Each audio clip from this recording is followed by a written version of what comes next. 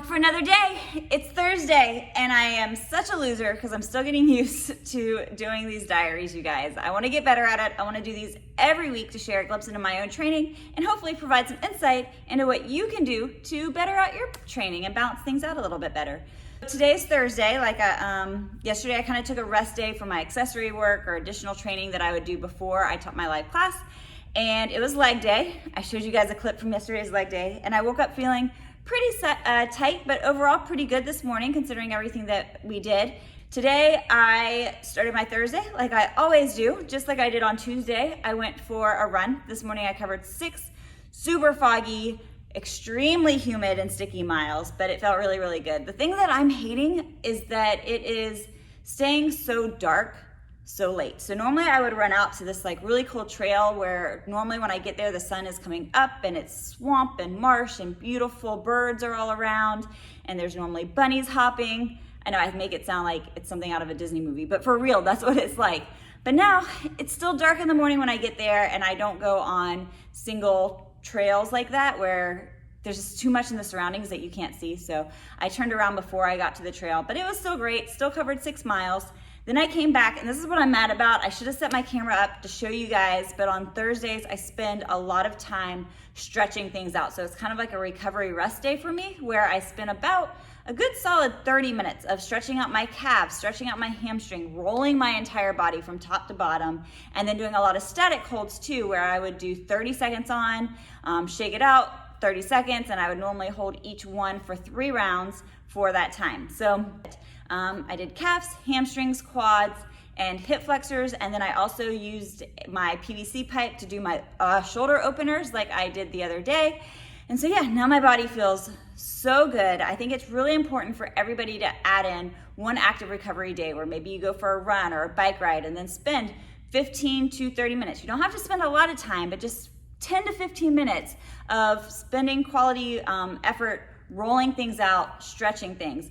A lot of people are kind of in team either stretch or team roll. I am team both, because when you foam roll, you're really getting into the muscle and helping to get those knots out. You're breaking up some of that tough fascia that's knotted up together. And then when you stretch, you help to stretch all that stuff that was stuck together back out, so that once you are finished foam rolling, it doesn't just go right back into your knots.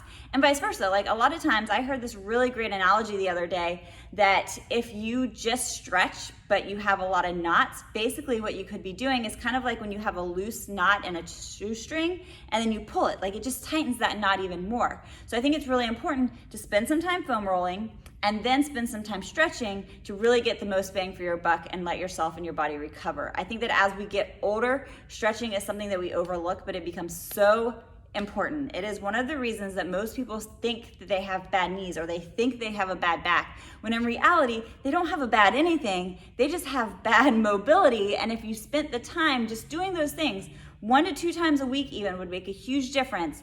You would feel like years younger. So I normally do that on Thursday, and then I'm trying to get a lot better at adding in a Sunday stretch session as well, because we do that through our studio. So I'm trying to do that class when it goes live. I don't lead that class, actually Dan does, but I want to jump in and do it with him.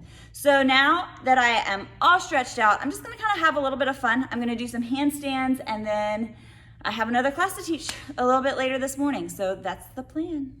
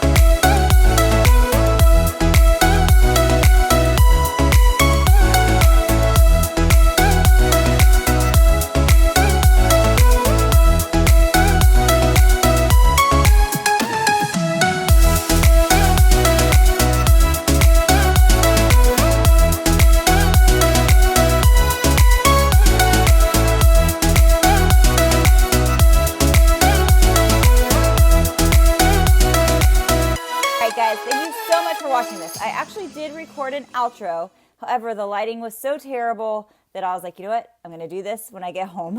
So here I am. I just want to thank you guys for joining me for my training montage of my training through the week. We still have one more day. I get to share with you guys what a normal Friday looks like. And I hope that you guys are enjoying these videos. If you are, please make sure to like this video, subscribe to the channel so that you never miss a video in the future. And if you want to start working out with me, like rep for rep, check out Fit Women's Weekly Live. All you need to do is go over to fitwomensweekly.com. You'll be able to read all about the live program and try it out for free for a full 7 days. It's super cool. Not to mention that starting January 4th, we're actually kicking off our annual New Year challenge. This year is the 2021 Comeback Challenge. How fitting, right?